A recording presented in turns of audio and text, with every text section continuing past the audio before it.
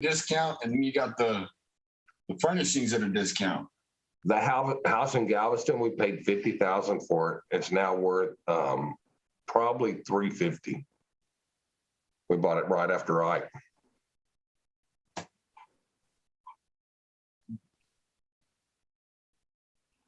All right. Well, let's give it a few minutes, and let's let a few more people jump on, because it always takes a few minutes for everybody to get on here. Does that mean I have to stop eating? Well, you can eat in front of everybody else. I mean, that's fine. We're not going to stop you. You might make some people some people might think it might be a little unprofessional. They might be jealous. They want to know what you're eating. It's so nice. You think all 5 of your Airbnbs will be done? What you said within the next 60 days. So we're 60 days, yeah. Mid-January. Yeah. The one that was going to be the slowest one is the one we don't have the kitchen in yet. It's the beach house. We got to put the kitchen in, but it's actually pretty far along.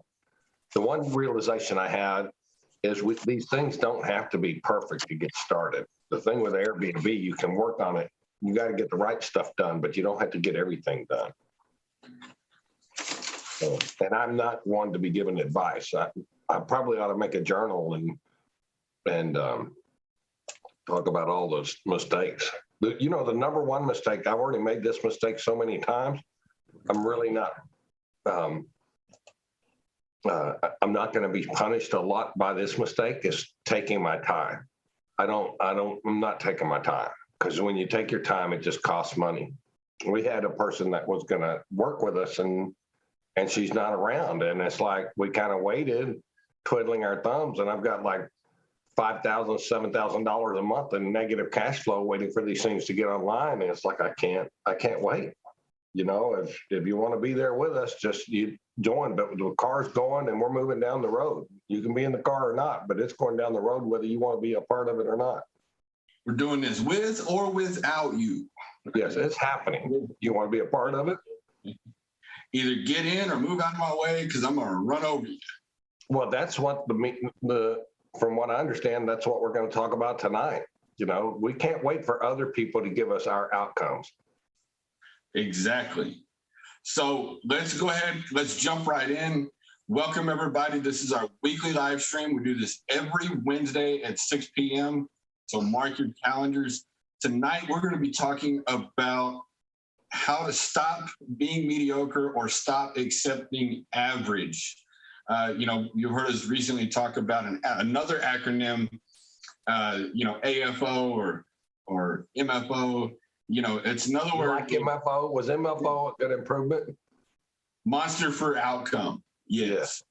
The main thing is you cannot rely on anybody else to get the outcomes. You have to make sure you get the outcomes that you need and want. So we're going to jump in and get started. As you guys come on, like I do every week, let us know who you are, where you are. Are you a wholesale? Are you flipping? Are you just getting started? Let us know where you are and who you are, and let's go ahead and start.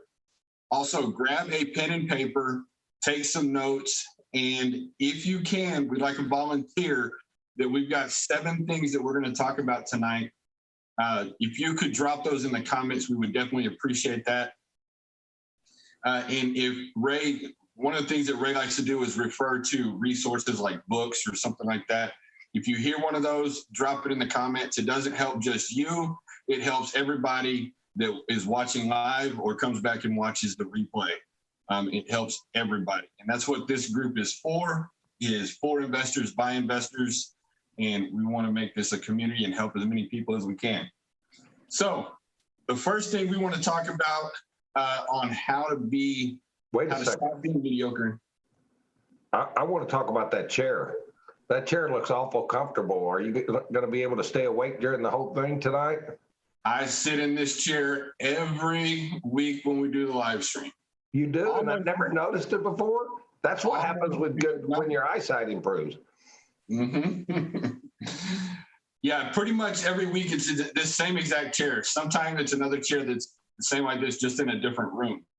But yeah, this is where I'm at every Wednesday. So if you're tired of being mediocre, tired of being average, and tired of accepting average, then one of the things that you want to do is you want to start in success. Okay. And what that means is, for one, it's believed that, hard work, more work, if I work harder, work longer hours, things of that nature, then I'm going to be successful. That's not always the case. It's more about aligning yourself with success. And that's going to dramatically shorten the time it takes to hit your target. Okay. And we'll talk about that here in a little while. So starting in success, align yourself with success. And you hear a lot of people say, take massive action, but it's more about taking the right action. Right, Ray? Yeah, in fact, it's probably just the opposite of taking massive action. It's making small daily incremental improvements in what you're doing, and do it every day. And it adds up. And over a little period of time, it's all of a sudden you're not the same person as the people you were hanging out with. It's like, when you're eating, no matter what you're eating, whether it's a burger, a steak, or a salad or anything, you don't eat one bite at a time. You're not going to eat the whole thing at once. So you bite things off, and then you take, you just do it one bite at a time. And then the next thing you want to do to follow up with that is you want to track what you're doing, which here's another one, another acronym, put in the comments, KPIs. We have meetings every day, and we go through what we call key performance indicators. And what that does is that shows us, where we have holes, where we have, room for improvement, which it doesn't matter what you do, how long you've been doing it, you're always going to have room for improvement. But if you track your KPIs, what you're focusing on, and you do it the right way, it actually helps you stay focused and focus on the right things. Yeah, because the KPIs are like having a sore thumb. When you have a sore thumb, you realize how often you hit it on stuff. And so the sore thumb sticks out, and it just lets you know when you're in the right place. So do you have anything else to add on this particular one before we move on to the next one? On KPIs? Yeah.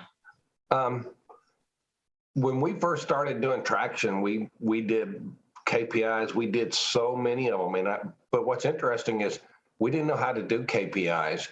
So when I became aware that KPIs were important, then the next step is to figure out, well, how to do the KPIs. What KPIs do you do? How to manage them? And as you get better, what you realize is that you don't need a ton of KPIs. You just need the right KPIs, and the KPI shouldn't be a mission on its own. It should just be a way of letting you know that you're on track. For example, it might be if you have a goal to buy a certain amount of houses or whatever it is, then that's a way to track it. You want to track that on a regular basis, and you want to have a plan on how to accomplish those KPIs. So the KPIs is just kind of a test to let us know we're on track. But yeah, KPIs are important, and I think this becomes true of everything.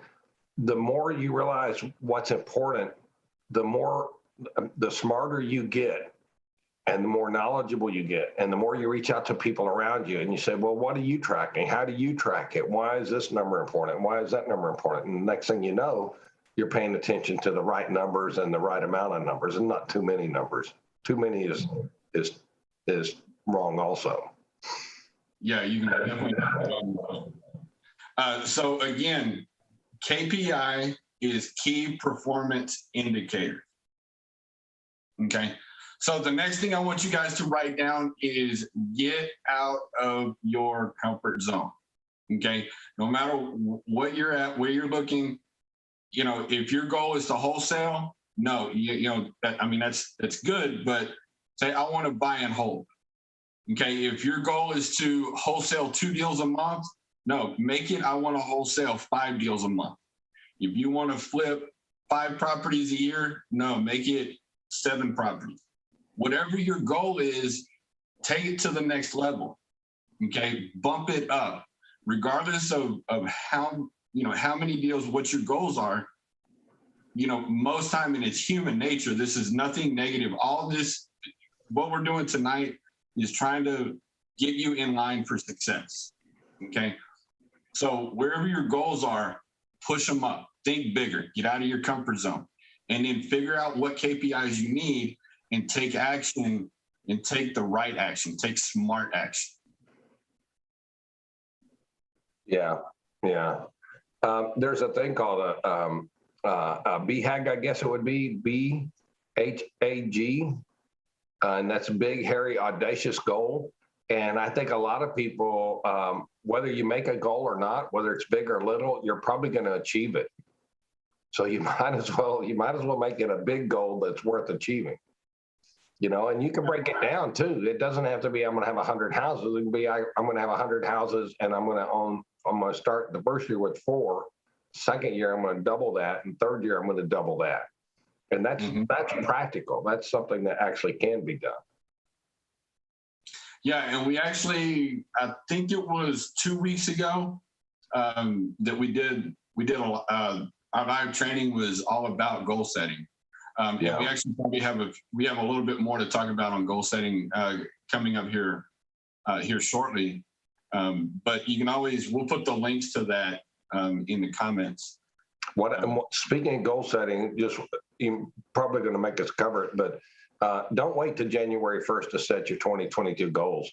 Set a goal of getting your goals written up on December 1st. Right. And that means you got 3 weeks to kind of work this out. But don't wait till January 1st to decide what you're going to do. Start achieving your goals now. Hit January 2022 running. Yeah, you can. My personal thing is I want to have my goals at least 3 months out from where I want to hit. Where do I want to be in 3 months? I mean, it's just like way back when I learned how to drive, you don't focus on, 5 feet in front of you. You focus, half a mile down the road, because that's where you want to go. So it's always good. The sooner you have your goals and write them down, the better chance you have of achieving them. Okay, another one that I really, really like is don't obsess over the wrong things. Okay. Another way to say that is analysis paralysis. For example, if you're going to design a postcard, you're going to design a website, or you're going to say, well, I'm going to do this and make sure everything is perfect, and then I'm going to take action. It's never going to be perfect. So it's good to have a plan. It's good to have something. It's good to have a decent design on a postcard, but get something going and tweak it as you go. Find out where your mistakes are as you go, because if you wait, you'll look at a postcard 100 times and spend 100 hours redesigning it. And then what's happening during those 100 hours? Nothing's getting done. Well, not only that, until you start getting out there, until you start testing it, you're not going to know what works anyway. Some of the dumbest things in the world work better than some of the smartest things. So get it out there, and become a student of the process. I made a decision early on that this real estate game, there's a lot to it. And I wasn't just going to learn it and just do one thing. I was going to become a student of it. I was going to hang around on a regular basis with people that were doing what I wanted to do. And I was going to learn everything I can from them. And that came out to be became a great strategy. Because I've adapted, and you and I talked about that. The best battle plans fail at first sight of the enemy. And it's all about, that's to get you to the battlefield, but then we have to adapt. So we got to get in the game, right? That's the battlefield. Now that we're in the game, now you better start adapting. Because we make a move, they make a move, we make a move, they make a move. So we got to adapt to what's going on, whether it's a direct mail piece or lead generation or You think you're going to buy houses and you end up buying mini storages. Who knows how it's going to end up for us? Different of us are going to have different strengths, and we're going to bring different things to the table, and we're going to be real well suited for different outcomes. Yeah. Another aspect of that is like going back to like what I was saying before about making sure everything's perfect. There's a couple of things that we see. People will go out and I have to get my LLC set up.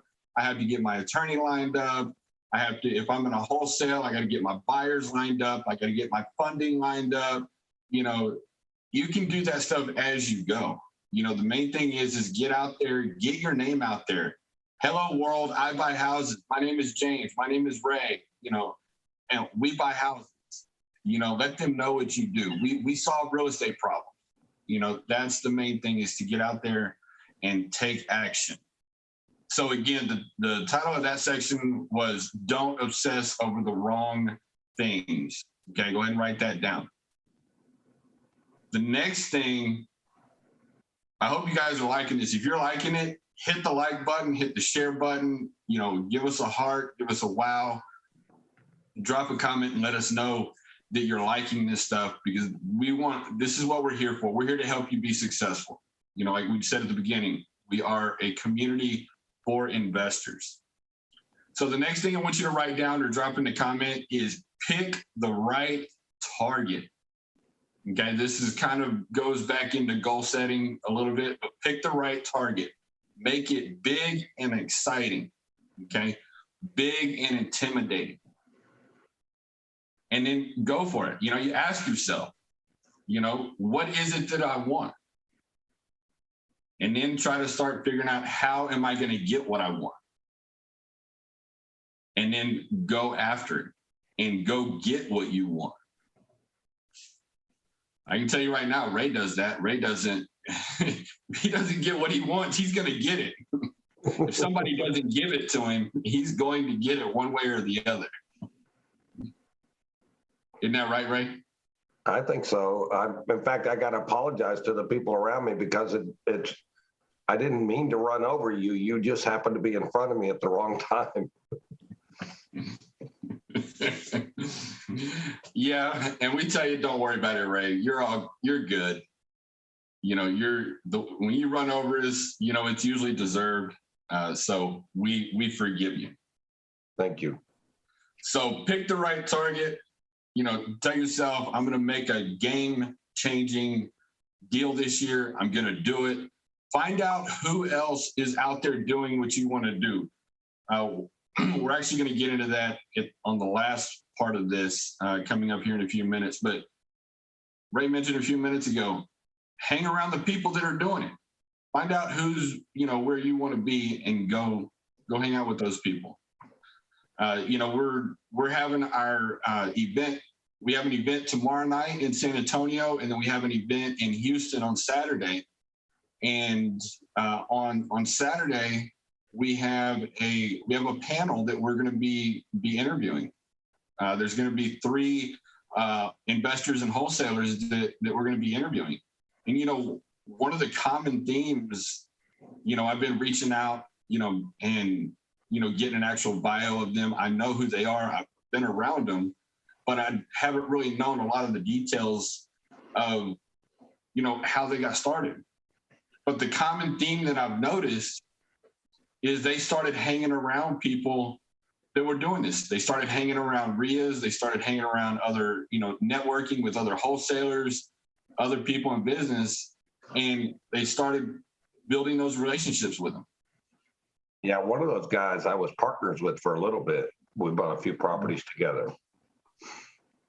So, but and that's actually one of the ways that I actually met Ray was, at one of those networking events.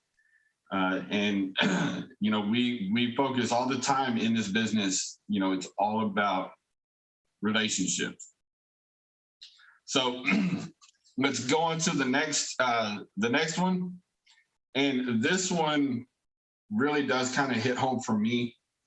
We're going to the title of this one is Work with Life, Not Against It. Okay.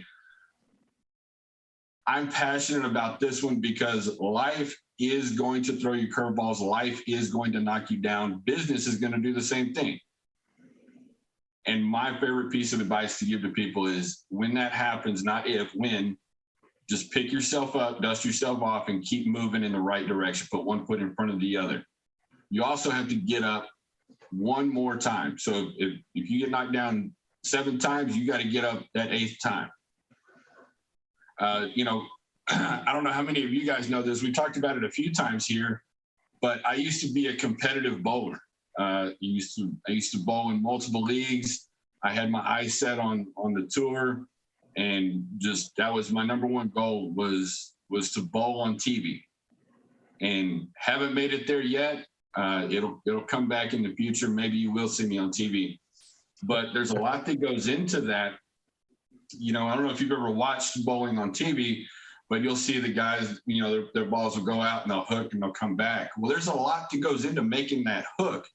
And one of the things that they do is they put oil down on the lanes, and there's different lane conditions, there's different ball surfaces and everything like that. And when you're bowling with other people, those lane conditions will break down. And so you have to make adjustment. And it's the same thing in life, same thing in business. And if you put that in a real estate aspect, the market's going to shift, the market's going to change. Like, you know, a big thing happened in the past, you know, couple of weeks. I think it was last week or the week before, where we saw that big thing with Zillow. They stopped buying houses. And now I think that they've got like 7,000 houses they're trying to offload. You know, what is that going to do to the market? Is that going to create a shift? Are we going to have to pivot? Ray himself has made a pivot into some of his exit strategy. You know, when he first started, he flipped a lot of houses, and then he started hanging on to them. And now he's, you know, hanging on to them as rentals. But now he's even shifting again into the Airbnb atmosphere. And he's really excited about that. So you always got to be prepared. Work with life. Don't force it. Don't force the deal to happen, but don't force it. You know, if you have to pivot and be prepared. Yeah.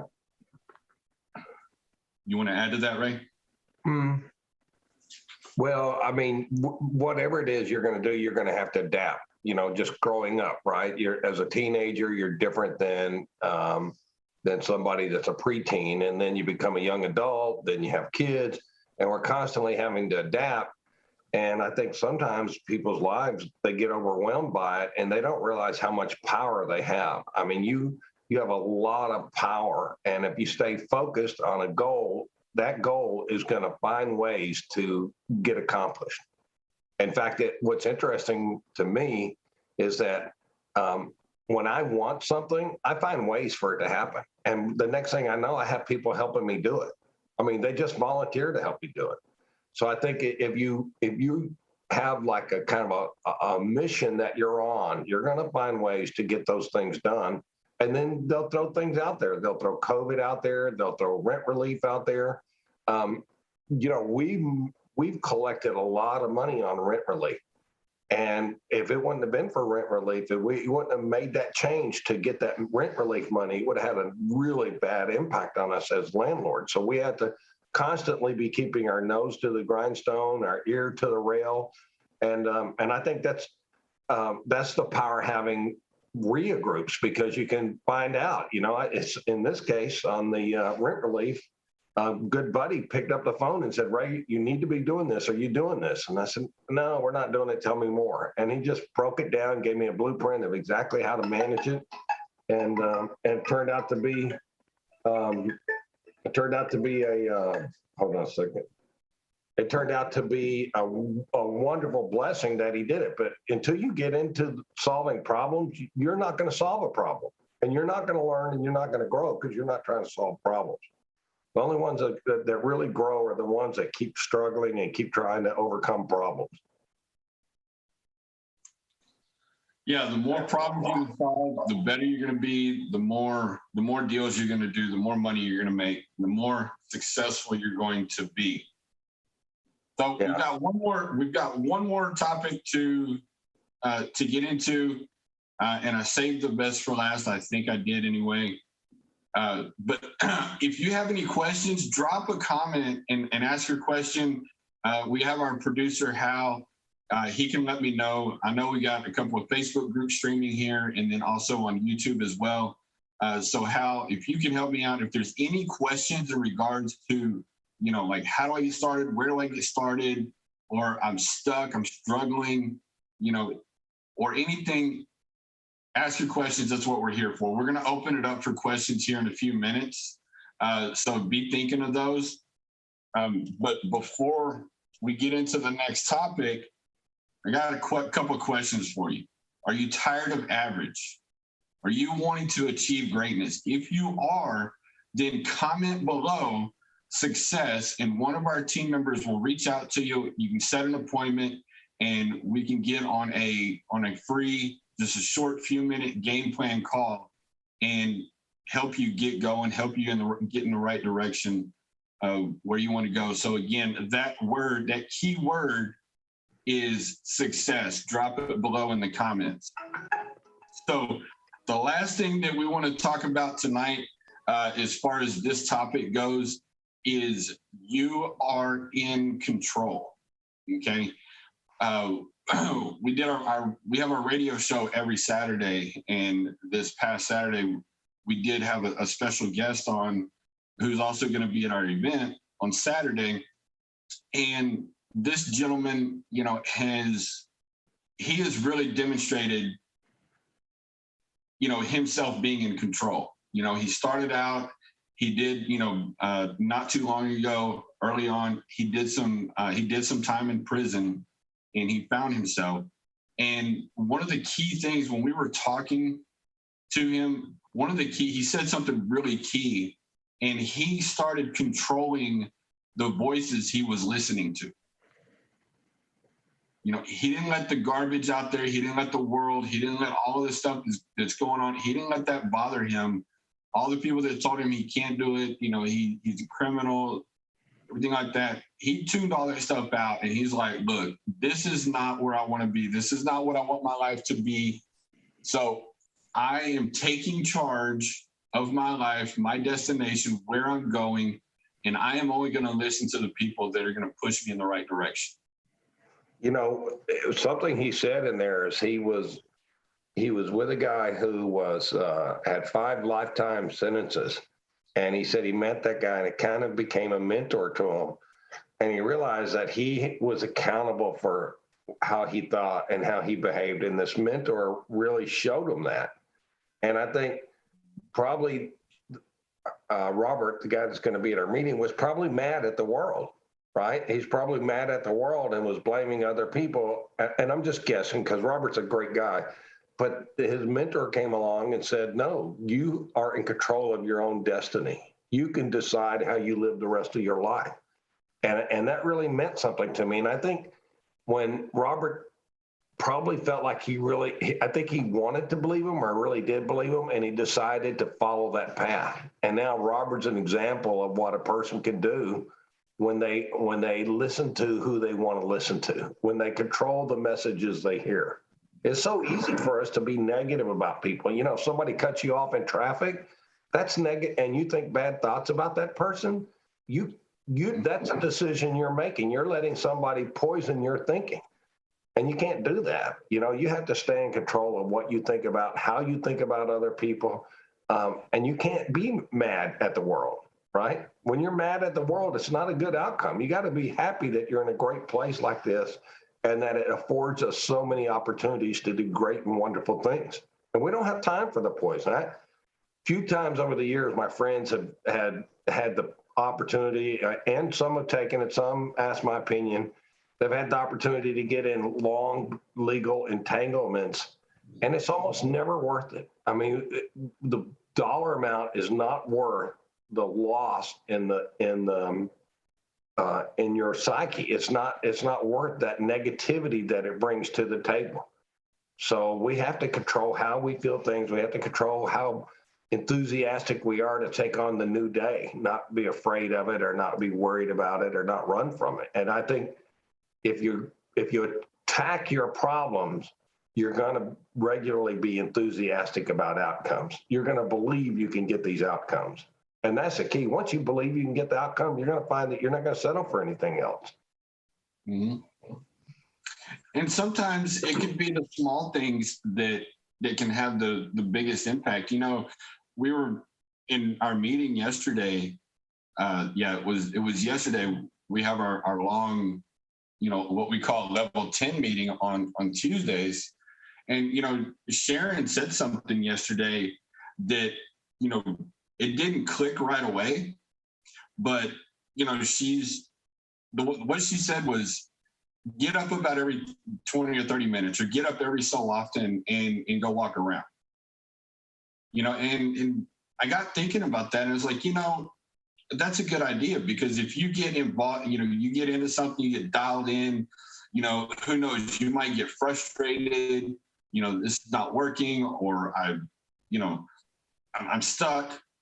And you just get up and you go take a walk, and in your mind will automatically, your subconscious will automatically continue tackling what you're doing, but you're just saying, look, I got to take a break, I'm getting out of here. And then when you come back and you sit in front of the computer or whatever it is that you're doing, you get a different outlook right on it. You have a different viewpoint, you know. And I thought that was pretty neat. You know, it's something that simple can have an impact. You know, another thing that goes along with being in control, and I've heard this saying several times, and I really like it. You know, if you want to go fast, you know, go alone. If you want to go far, go with others. You know, go with a team. Go with the people that are out there, you know, in the marketplace, that are where you want to be. Like I said earlier, you know, pick somebody that is where you want to be in 10 years, where you want to be in 15 years, and go hang around that person and try to be like them. Try to get to where they are. So do we have any questions yet? We're almost ready for some questions here. Let's go ahead and let's put Ray on the spot. We haven't done that in a while. You know that, Ray? We haven't had a question come in that's put you on the spot lately. Right. That's all right. I've been doing this so long. I mean, it's, I don't get too many surprises anymore. What amazes me is how many times and for how long I did the wrong things. And now that I'm getting better at them, I don't do those things anymore. And like in our operation, I really, really want to keep my head clear. I don't want to have any kind of negativity. I don't want to get hung up on the minutia of anything. I just want to make sure I coordinate with the team members, make sure that we're all on the right page, make sure that we have the best strategy moving forward. And you've been in those meetings. I mean, we're always looking for best practices. What are best practices? Did it make sense for me to be a heavy duty rehabber, you know, half my life, you know, and when that stopped making sense, I finally realized that, and I started spending my time and energy working on other things. And that's what we've got to do. We've got to work on those things that are going to give us the outcomes that we want. And it's so easy to get distracted. So, so we just got to watch that. And we got to ask ourselves, is what I'm doing going to get me what I want? And a lot of times the answer is no. And we know it. And we know it. We just want to stay in our comfort zone. So, Ray, we do have a couple of questions come in that we can talk about here. Should goals people set for themselves be smaller and incremental, or larger umbrella goals requiring multiple steps to achieve? Well, I think, yeah, they need to be large goals that require multiple steps. If you follow the Gino Wickman book on traction, they really break that down. And also Gary Keller on how to be a real estate millionaire realtor, he breaks that down. You just basically look at what you want to do, kind of where do you want to be in 5 years? What does that mean? Where do you have to be in 3 years to get there? Where do you have to be in 1 year? And then if you know what you're going to be doing in 1 year, then break that down to 4 quarterly goals, right? So those are 90-day targets. So now we got a 90-day target. What can we honestly hope to achieve? And if you're like probably 99.99% of the universe, you're going to create too many things in that 90-day goal. And so that's a big mistake. Just narrow it down to the important things. For example, if you want to get own 100 houses in say 5 years, well, it might mean that in the next 90 days, you have to buy your first house. That would be huge, because that first one is equal to about 20. When you get on house 30 or 50, that first house is equal to about 20 or 30 houses in difficulty. So getting that first one under your belt in a reasonable period of time, it may be just to get some education. It may be to start attending RIA meetings. So there's all kinds of ways to approach that, but you got to break that down into smaller and smaller goals. One thing I've seen a lot of very successful people start with single family houses and stay with them. I've seen a lot of successful people start with single family houses. They end up with doing 8 or 10, and then they transition right into multi-units, commercial property, and they do just fine with that too. So the key is to get in the game. That'd be like my 90-day goal. What can I do to get more in the game? If you're married or have a spouse, you got to, one of those goals would be to get that person involved with you, because you can't fight this fight by yourself. It's a knockdown, drag out, only one survivor type affair. So you've got to get your team members on board with you early on. So you can have the big goal, like we say, 100 houses or 50 houses or 50 units, or I'm going to have 50 units that cash flow a certain amount of dollars. I'm going to have my financial freedom number in 2 years, which might be $10,000 for one person, might be $3,000 for another person. So there's all kinds of ways to write out what these goals can be. And then once you do that, just work your way backwards, get it down to a 90-day goal. Have regular meetings. If you've got a partner, then, like I'm married, so I've got a partner in everything I do, and I want to keep her involved in every part of the process. And then when I do that, then there's 2 of us. When you say you travel far, travel with others, and that's what it is. You're not going to go near as far as if you don't have people on your team. So get those people on board, and then break it down to small goals, and then just start accomplishing them. And then touch on, or you don't hear a lot of people talk about, is when you reach a goal, celebrate, reward yourself. Make sure, and it could be a small goal. And the celebration, it could be in line with what that goal is. If it's, you bought your first house, within that 90 days, take yourself out for a steak dinner, take yourself, go to a ball game or something. If it's, my goal is to attend, 3 RIA meetings the next 3 months, okay, then maybe, just go out and buy yourself something. Mm-hmm. But set your goals, set them achievable, and then when you achieve those goals, then celebrate. Because you don't want to just focus on the negative. You do want to keep this as positive as you can. Which that brings us to our next topic. We did have another question come through. How do you start building your KPIs? Okay. Well, my input on that, and sure Ray will have some as well, but you got to figure out what your target is, what it is that you want. Okay. And then you got to figure out, okay, how am I going to get there? And then what do I need to do to get there? It might be, so what do I need to do to buy my next house within the next 90 days? Okay, well, I need to talk to this many sellers. Well, in order for me to talk to this many sellers, then what kind of marketing do I need to do? How much marketing do I need to do? And so on.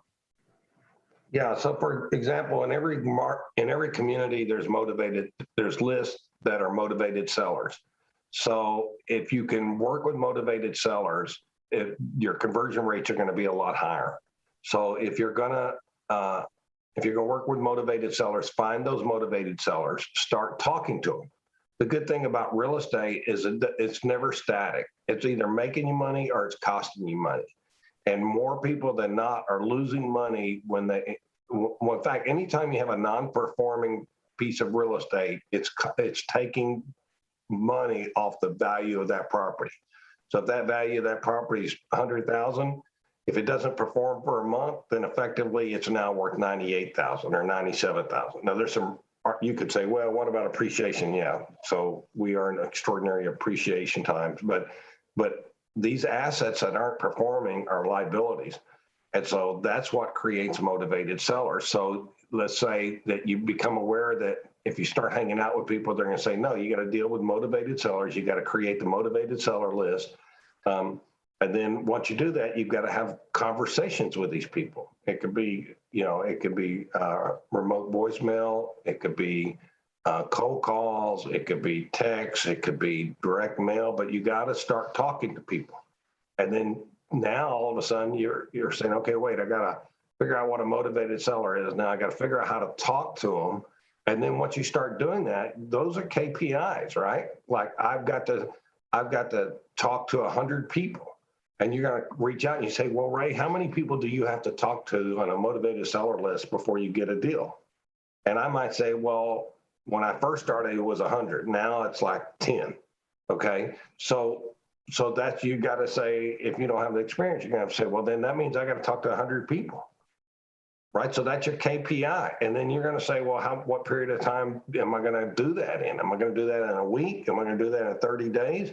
And then in order to talk to 100 motivated sellers, you've got to create a list that has 100 motivated sellers on it. So where are you going to get that list? So now you're going to start looking for list providers that provide that information for you. And as you get better and better, your lists are going to get better. Your conversations are going to get better. Your conversion rates are going to get better.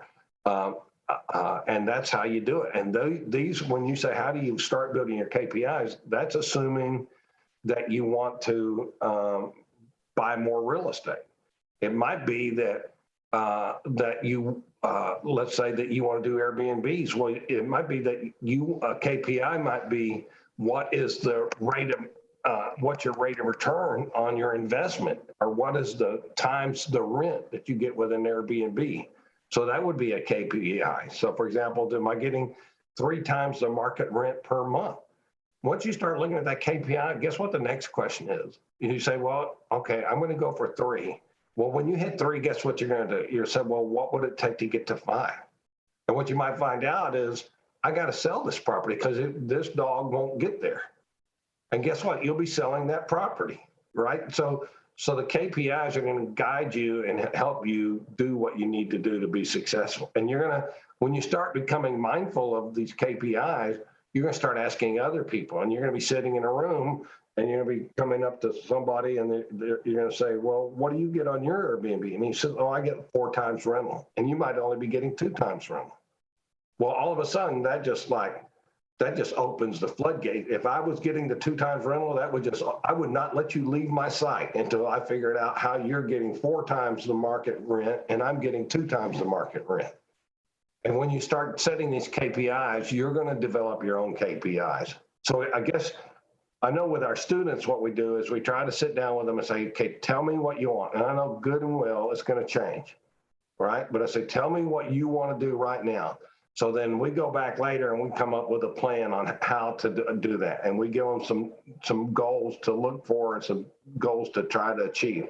And invariably, just like we said, the best plans change at first sight of the enemy because your understanding of what you want to do changes too. You realize that what you thought would work a certain way doesn't work that way at all, or either the market changed. The market's made some huge shifts in the way it behaves in the last 3 years. I mean, there's been more changes in the last 3 years than there were in probably the 35 years before that I've been doing this. And if you don't have your nose or your ear to the rail, you could be in a lot of trouble. So you're going to set your goals, you're going to change your goals, and that's the way it needs to be. And your KPI is going to help you stay on track. So again, if you guys are wanting help with your KPIs, wanting help getting started, getting on track, again, drop success in the comments. And then also, again, last call for questions. We're only going to be on for a few more minutes, but we will have, okay. So we did have another question coming in, Ray. This is, where do you see the market going in the next couple of years, based on your experience and what you're seeing now? Well, she says housing market. So I think what's happening is the difference between those who can afford nice houses and those who can't is widening. The ability, the need for the government to charge more taxes to support their nasty habits is going to increase. I think the housing market, I think a lot of these millennials are starting to decide they want to live in houses right now. You know, they didn't want to live in them, but now all of a sudden they want to live in them. And a lot of these millennials are smart as hell, and they figure out how to do things, and they're starting to make decent incomes as they're replacing the generations before them. And so I think there's going to be strong demand. We know nationwide there's a shortage of housing, so that's got to catch up. We know materials are going to continue to go up. We know that we're pretty confident that the price of houses are going to continue to go up, and the affordability, there's going to be two kind of classes of people: those who can afford nice houses and those who can't. And I think, me personally, I want to really pay attention to the affordable housing market. I'm really becoming an expert at the affordable housing market. We've already been doing that for 15 or 20 years. But I mean, I'm more connected with that thinking than ever.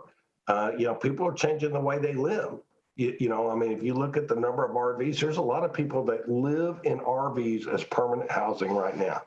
That RV is never going to move. It's permanent housing, and it's hard to tax that. How are you going to tax a $6,000 RV and charge $10,000 a year in taxes? We're looking at a property today where the value of the property is about $350, and the taxes are $8,000 to $9,000 a year. Who can afford that? A lot of people that are living in areas where neighborhoods are going up in value, and depending on the state, but for example, we're in Texas, in these kinds of states, a lot of people are going to be priced out of their houses.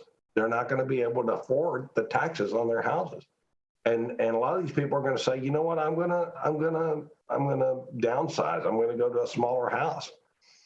So I think the housing market is going to continue to be strong. There's not enough inventory. There's too many buyers.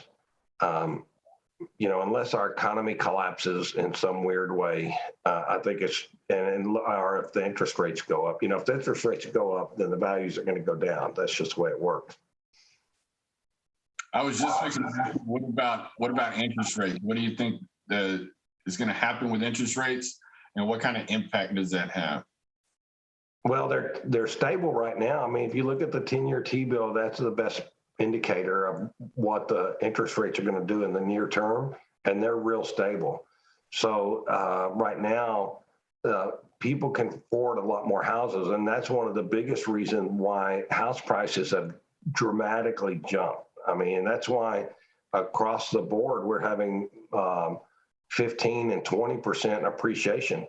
People who are sitting on a lot of houses, it's not unusual for somebody to be sitting on 30, 50 houses and their net worth go up $3 to $5 million in the last year just for sitting on them. In fact, we did some math, and it's not unusual for the appreciation to add more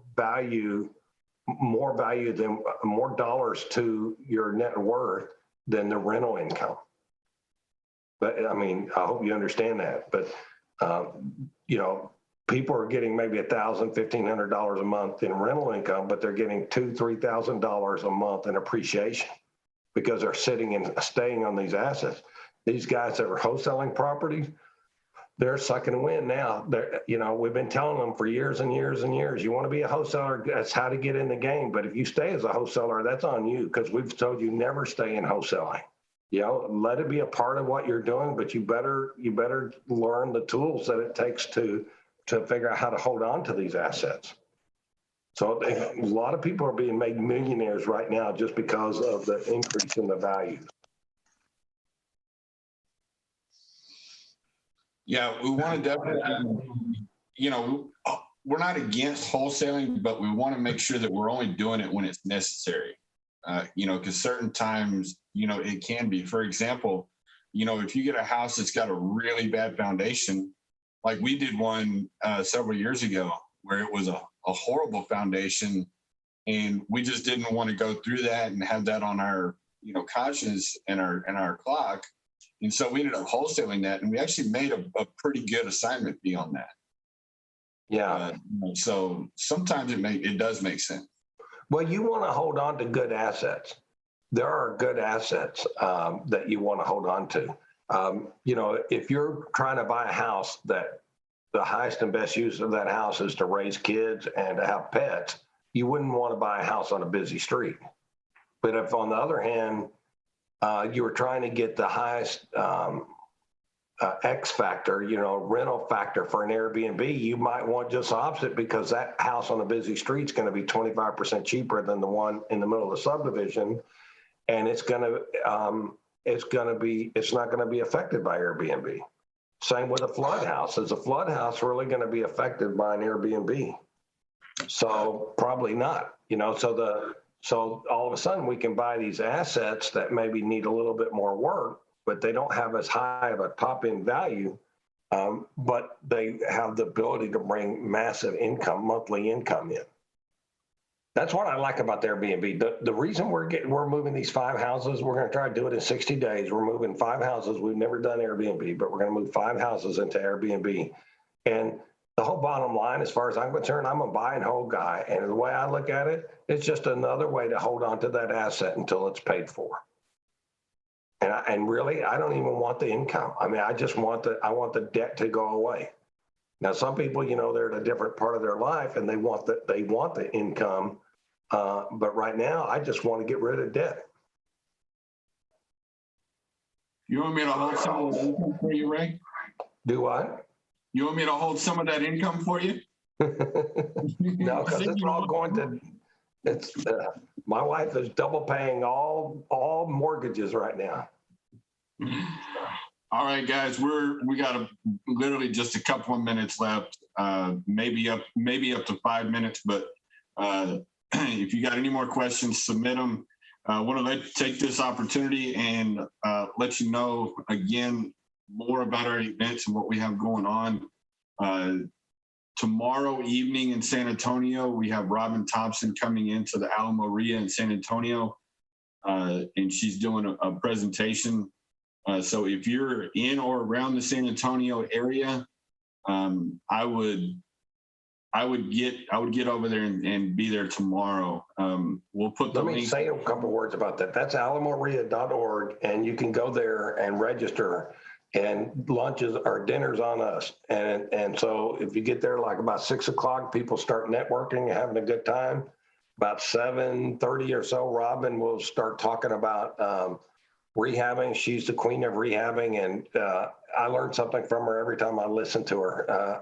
She's all about systems and processes, and really has a good plan on how to control and how to survive your rehabs. And she's 7 or 8 years ahead of me on Airbnb, so definitely want to dial into her advice on the Airbnbs. And so she'll be great, and that's tomorrow from about 5:30 to about 9 o'clock tomorrow evening, and dinner's on us. So definitely attend, and you're going to find that there's a lot of like-minded RIA members there.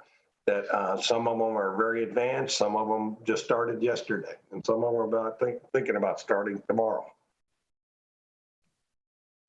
Yeah, so again, to register for that event is alamoria.org.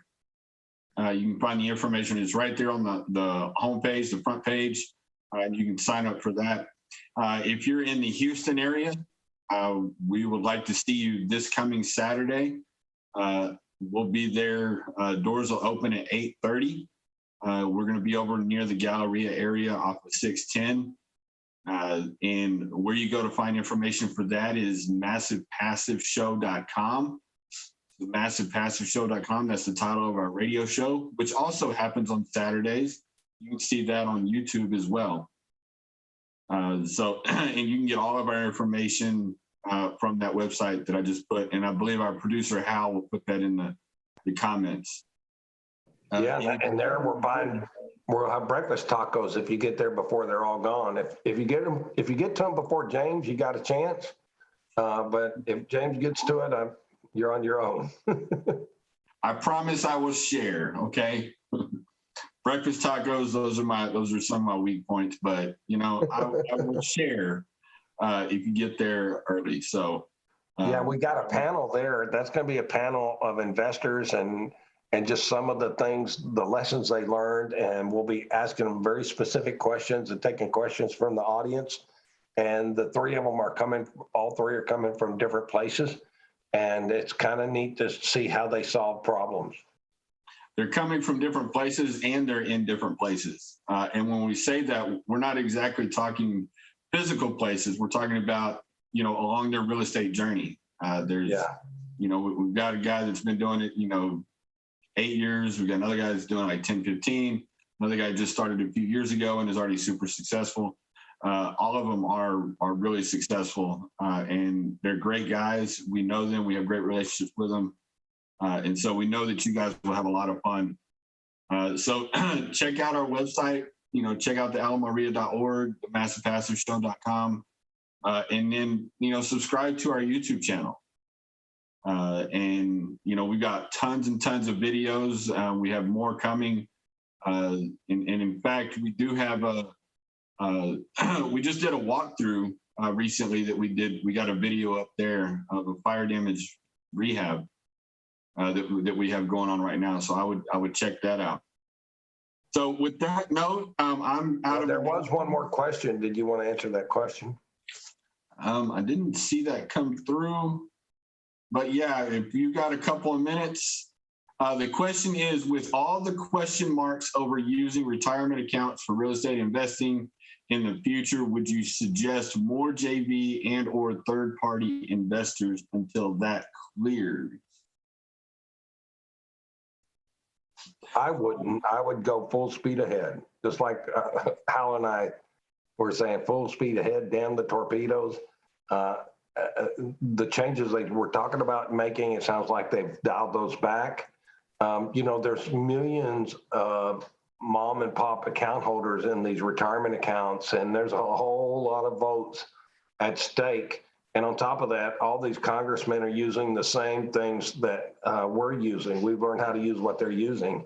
So no, I would say you need to get your Roth account going. You need to start funding it. You need to start running your deals through it. You need to think about getting a solo 401k and setting up a retirement account in that.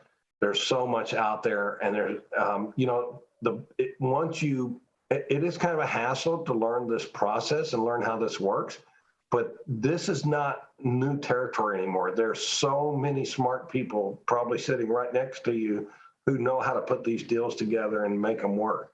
There's some landmines you got to be careful with, but no, and don't use a JV if you don't need a JV, right? Why use a partner if you don't need them? But on the other hand, use partners. Use partners all the time when you need them. You just got to recognize when you need them, when you don't need them. I don't know what third-party investors are, but I don't believe in being passive in my real estate investing. And I think there's a saying that says, when the man with the experience meets the man with the money gets the experience, and the man with the experience gets the money. So I think you need to be the guy that learns how to manage and control these investments. And then if you want to, I think, be a passive investor, you still got to understand it, get enough, and move slowly. So, and of course, it depends on your situation. If you got $5 million in liquid assets sitting in the bank, you're not going to learn enough fast enough to put that money to work. So you're going to have to bring some special talent. But if you're like 99% of the people out there, be principals in your own deals. And if you want a JV, still be a principal in the deal. Don't be passive. Don't get third-party investors to work for you any more than necessary. I just don't like it. I don't want a 22-year-old to be driving a $150,000 BMW and say that I get a 4% return on my money. Just not going to do that. So. All right, we got one last question, and we're gonna wrap it up. If you do have a question, we'll answer it offline. We have a question here. What are a couple of good goals for someone just starting out with wholesaling property? Ray, I'll take this question. You can add to it here in a few minutes. Just starting out, learn how to market. In fact, if you look in our Facebook group, in the Massive Passive Deal Makers Facebook group, we have under the file section. So if you go over to the top right, you'll see a drop down that says more. In there, you'll see files. If you click on files, there is one that is labeled CALM, and that stands for knowledge, attitude, leads, and money. Okay. Go in there, download that, and I may try to see if I can put that. It is a PDF, so I don't know if I can put that in the comments here. But download that PDF that's labeled CALM, and that's going to give you ideas on how to set your goals. You got to become a student of marketing, lead generation, negotiating, evaluating properties and deals, and then you got to get around other people that are doing it. And then you got to have that attitude that, like everything that we talked about tonight, if you took your notes, you put those into works, put those into practice, and get out there and talk to people, solve problems. If you have to wholesale it, then go ahead and wholesale it. Ray will buy it. I'll buy it. Students will buy it. Reach out to us. As long as it's a deal that makes sense, we'll buy it. But if you can find a way to hold on to that property, even if you have, I'm going to open up a hornet's nest here, but we're not going to get into it. If you can find a way to put a little bit of money in your pocket on the front end of the deal and still be a principal in it, that's a strategy that you can use as well. But we'll get into that another time. So hopefully that answered your question. We are a little bit over here, but we like to over deliver. So any closing thoughts, Ray? No, I think it was a very difficult question. That's about a 2-hour question. So, yeah, I think the goal is just, if you're wholesaling, just, okay, say I'm going to wholesale. But what James talked about is become a principal in the transaction, use borrowed funds as a advance, and then you don't have a wholesale fee. Wholesale fee, you got to pay unemployment and everything else on, Social Security. A loan, you don't have to pay anything on. So you take that advance up front, and then you hold on to the property. So you don't have to pay taxes on what used to be a wholesale fee, but now is a loan.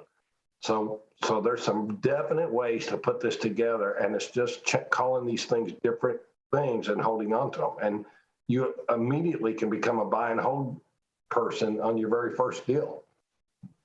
So, yeah, we'll dive into that here in the next week or 2 or 3 weeks. Very soon, we'll dedicate one of our live trainings, and we'll talk a little bit more in depth about that. Or maybe do like a 2-hour wholesale class on a Saturday and say wholesale class with a twist, and we'll just show people how to basically what they got to do to wholesale, but then also how to change it so that they don't really have to be punished as a wholesaler, because the wholesalers is in the worst tax bracket of all, and all they got, and then they don't get any residual income from that. So we want to avoid that. So, Ray, you mentioned class. Are you volunteering for more work, or are you volunteering me for more work? Either way, I just don't want to do it too quick because I'm pretty tired. All right. Well, let's go ahead and end this. If you're interested in doing that wholesaling class that Ray just mentioned, then put that in the comments and let us know. And once we work out the details, we'll reach back out to you and let you know. But on that note, thank you guys for joining us. If you like this video, share it with your friends. Bring a friend next week. And, we love having a great time on these weekly trainings. They're here for you.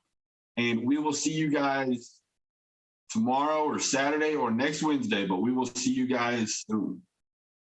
Thank you, Ray. Thank you, Hal. And thank you for being here. Thank you, Hal. Thanks, everybody. Thanks, James.